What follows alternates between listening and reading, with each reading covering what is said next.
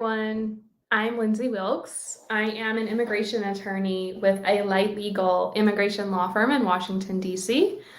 We are based in D.C., but we represent clients around the country and around the world in obtaining immigration benefits for themselves or their family members in the U.S. So we like to come do a live or a video on Tuesdays to bring important information to you, whether it's updates, tips, important information for the immigration process, lots of different topics that we like to cover. So tonight I want to go over the importance of reviewing your forms and documents before you file them with USCIS. This seems like such a simple idea. I'm sure everyone's going to think, oh, yes, of course I review my forms before they're filed. But I have so many clients who were represented before they came to me, and we have to fix their cases because their prior attorney or their prior case writer or notario filled out forms for them or wrote their affidavits or statements or other important documents. And the client just assumed that the attorney did what was right, or the attorney knew what they were doing, or the attorney included all the information. And so therefore, when they were told to sign a document, they just signed it without actually reviewing it in detail to make sure it's correct. And this is really dangerous because one, mistakes happen. And mistakes can be updated. However, some people actually purposefully include incorrect information on the forms, and this is a very, very dangerous situation, especially if you don't catch this in time and you submit something to USCIS and it's completely false. So it's really important to review all forms, whether you're filing an I-589 asylum application, a visa application, a work permit application. No matter the type of form that you're filing, it's important to review every single question on that form and to read the statement just above your signature line. So when you sign a form, you're telling USCIS that you've had the opportunity to review this form and all of the information in the form is correct and accurate. And you're swearing that you've had the opportunity to review it and that it's true. So even if you realize down the line that information was false, you may still be denied the benefit because you submitted a form with this false information. Now, of course, there are exceptions, and you can try to explain why you signed even though this information was false. But there is case law that allows the judge or USCIS to say, oh no, when you signed this form, you were supposed to have read it and you were supposed to know what was here. So now we're going to hold you accountable for the information that's here.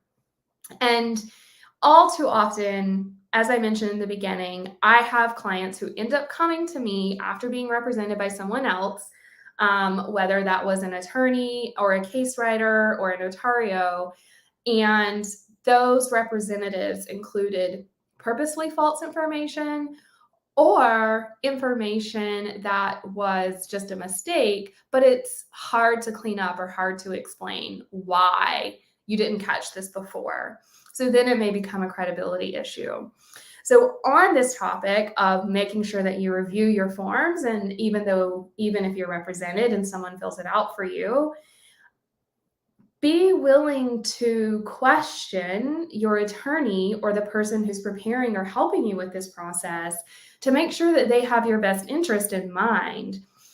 If someone suggests to you that you should include this information because it's going to help your case, whether they're telling you to leave off children, whether they're telling you to pretend that you're married, whether they're telling you to make the details of your detention sound more severe, if any representative is telling you that you should be adding or removing information on purpose, you need to step back and figure out what's going on. Because one, if anyone's telling you to make up information, they're not a good representative and you could forever be barred from getting benefits in the US.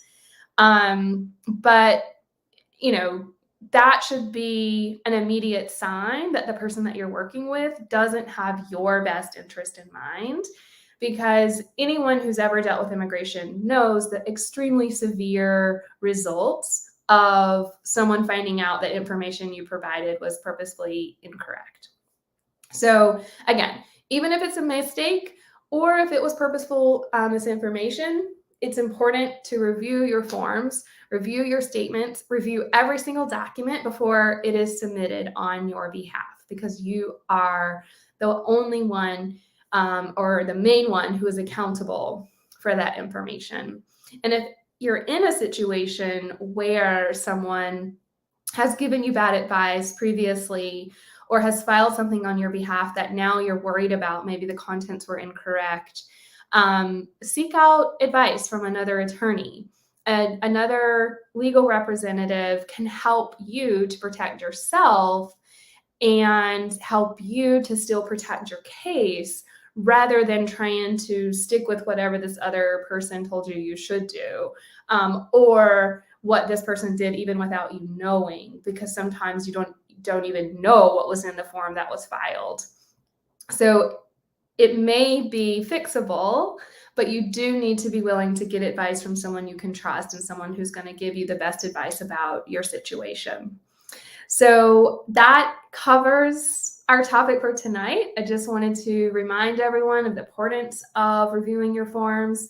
Even if you have a great lawyer, your lawyer may have made a mistake. No one is perfect.